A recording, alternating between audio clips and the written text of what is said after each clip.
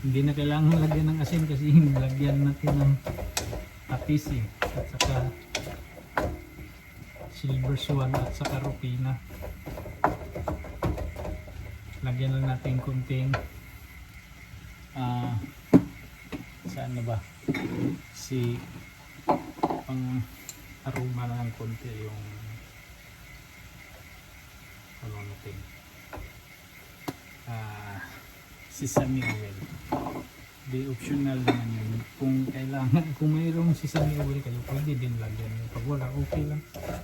Hindi naman kailangan talaga na lagyan. Nasa sa inyo din. Simpleng buhay, simpleng luto. Yun lang, luto na. So, thank you for watching mga idol. Mga gupito, gupita. Thank you.